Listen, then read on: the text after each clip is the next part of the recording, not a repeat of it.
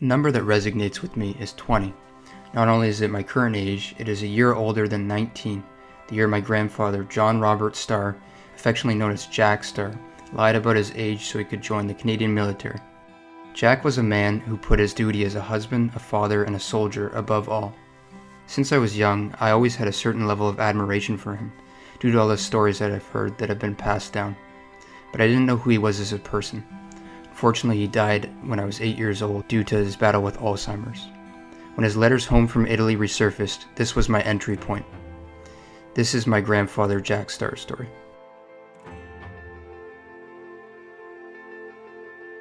About 5 years ago, my dad's letters home to his mom from World War II surfaced in my family, and I decided to reread them all. Reading through them, it was a great way to follow his journey and the journey of his regiment through World War II, just from start to finish, because all the letters were dated and had some indication of where they were at the time. He wrote letters home to his mom often, like sometimes 2 to 3 times a week, and his mom would respond all the time, regularly, and send him anything that he needed. Imagine being 20 years old and you've never left this small town of Aylmer and you're heading off overseas to go to fight in this war at the age of 20. Though the war shaped 4 formative years of young Jack's life, his most fruitful years came after, when it came to growing a family with a girl from Winnipeg named Claire. So after the war, my dad returned home back to his hometown of Aylmer, where he continued to drive a big fertilizer truck.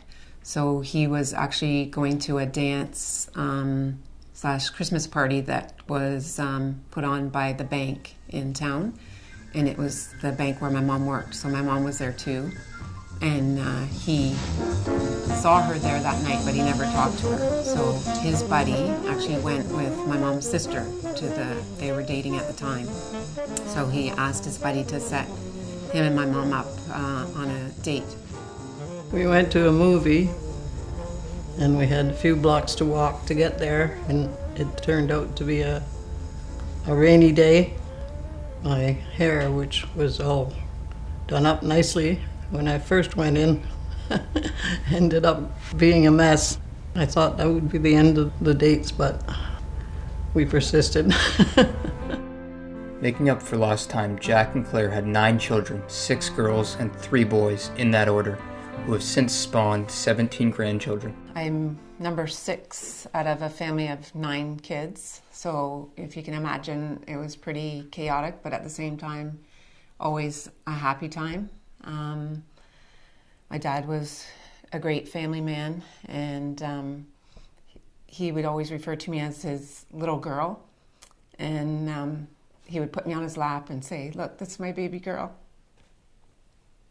Coming to terms with my grandfather's death was a process, one that I didn't feel the full weight of until I saw it through my mother's heartbroken eyes.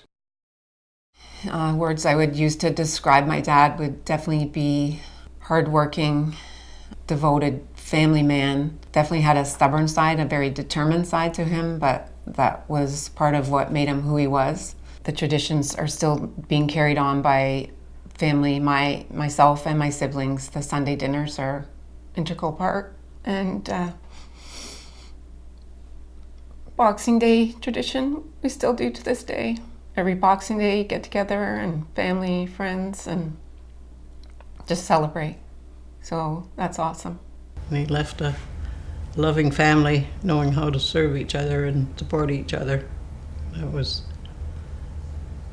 still, that's a big legacy as far as I'm concerned. The age of 20 is a number that I cherish, because it has parallels to a piece of my family's history that is a part of who I am today.